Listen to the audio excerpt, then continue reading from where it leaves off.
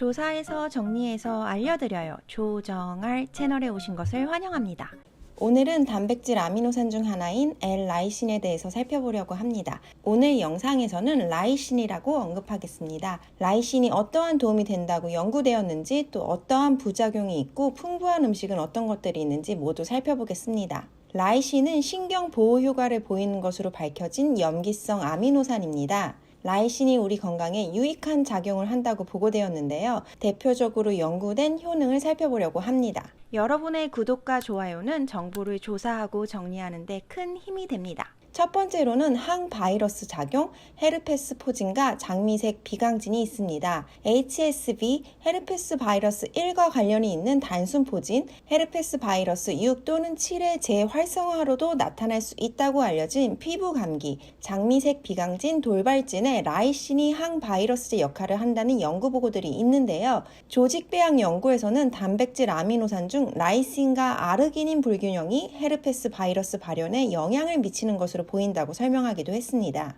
아르기닌이 너무 높을 경우 헤르페스 바이러스 번식을 유도했고, 라이신은 헤르페스 바이러스 번식을 억제하는 역할을 한다는 것이 과학자들의 설명인데요.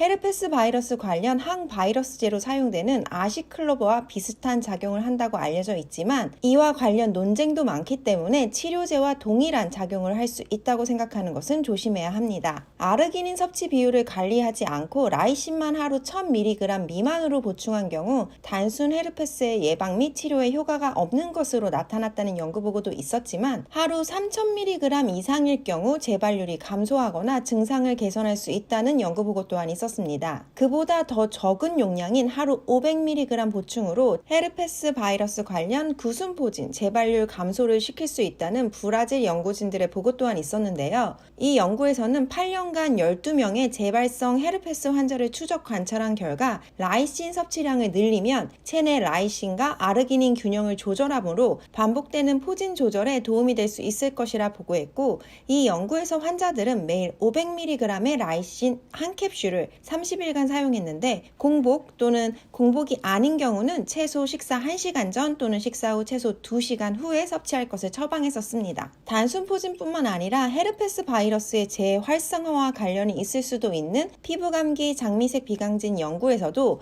피부 발진에 라이신 보충이 증상을 빠르게 개선했다는 연구 보고가 있었습니다. 어린이를 대상으로 진행한 장미색 비강진과 라이신 보충 관련 케이스 연구에서는 라이신 복용 4일 후부터 증상이 빠르게 개선되었다는 연구 보고가 있었지만, 성인을 대상으로 진행한 장미색 비강진 연구에서는 라이신 보충으로 증상이 개선되었는지 소강 상태에 진입해서 개선되었는지 알 수 없다고 설명하기도 했습니다. 장미색 비강진은 일반적으로 6에서 8주 지속되고 길게는 3개월 또는 그 이상 지속되는 것이 특징입니다. 저 같은 경우도 장미색 비강진 때문에 엄청 고생을 했었는데요. 그때 여러 논문을 찾아보고 라이신을 직구로 구입해서 섭취한 후 약 4에서 7일 정도 됐을 때부터 증상이 빠르게 소강하는 것을 경험했었는데요. 저의 경우 약 4주 후에 라이신을 섭취했고, 소강 상태였기 때문에 증상이 개선되었는지 아니면 정말 라이신의 효능이었는지는 알 수 없습니다.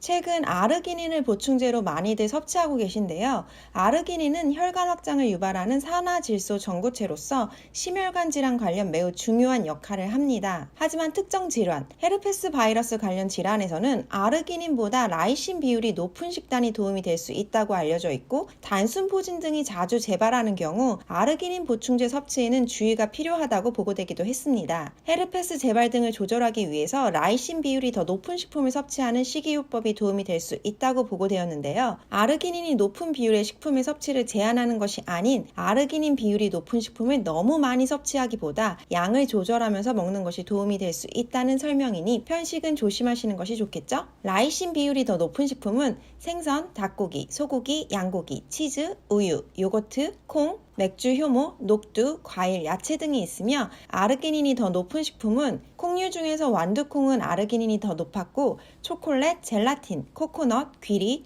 옥수수, 통밀, 밀가루, 땅콩, 견과류, 대두, 밀배야, 양배추, 감귤류, 마늘, 블랙베리 등은 아르기닌이 더 높습니다. 두 번째로는 항염증 작용으로 여드름을 완화하고 콜라겐 생성에 도움이 될 수 있습니다. 라이신은 콜라겐을 생성하는 데 도움이 되는 성분인데요. 칼슘 흡수를 돕고 힘줄, 피부, 연골 등 콜라겐 형성에 중요한 역할을 하는 아미노산입니다. 해외에서 대체요법으로 라이신 보충 후 피부 여드름이 완화되었다는 후기들을 쉽게 찾아볼 수 있는데요. 라이신 효능 중 하나는 염증에 반응하는 특성 때문일 수도 있습니다. 한 연구에서는 라이신의 한 형태인 폴리라이신이 장 내벽에 항염증 효과가 있다고 보고했고, 또 다른 연구에서 라이신이 췌장의 염증을 억제하는 것으로 관찰되었으며 염증성 사이토카인 방출을 억제하고 아르기닌에 의해 유발된 췌장 조직 손상을 약화시키는 효능이 있었다는 연구 보고가 있었습니다. 장과 소화기계 관련 염증으로 인해 경험하는 피부 여드름 문제라면 라이신을 보충하는 것이 도움이 될 수 있다는 주장들입니다. 세 번째로는 정신건강 및 불안, 스트레스 관리에 라이신이 도움이 될 수 있습니다. 라이신 관련 많은 연구가 이루어진 건강 관련 분야는 바로 불안 및 스트레스 조절인데요. 라이신은 세로토닌과 같은 역할을 하고 실제로 체내 라이신이 부족한 사람에게서 스트레스에 대한 반응과 불안도가 높다는 연구 보고가 있었습니다. 라이신 보충이 스트레스에 대한 반응과 만성 불안을 상당히 감소시키는 효과가 관찰되었다는 연구 보고들이 있는데요.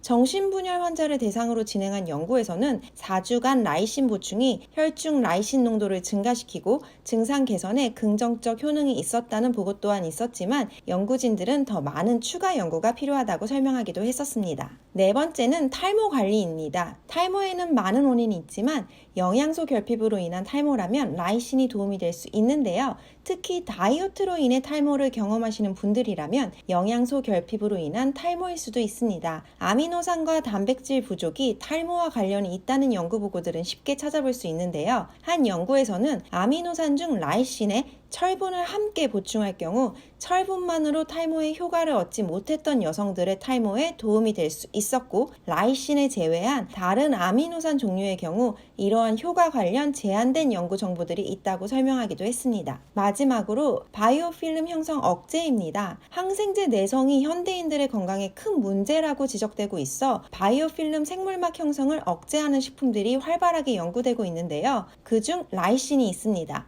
라이신이 항생물막 및 항염증 특성을 가지고 있어 세포 내 박테리아를 억제하는 데 도움이 될 수 있다는 연구 보고가 있었습니다. 또한 2020년 해외 연구진들은 항생제 내성이 있는 사람에게 항생제와 라이신 조합이 박테리아 감염에 유망한 치료요법이 될 수 있다고 보고하기도 했습니다. 부작용 및 주의사항, 섭취 방법까지 살펴볼게요.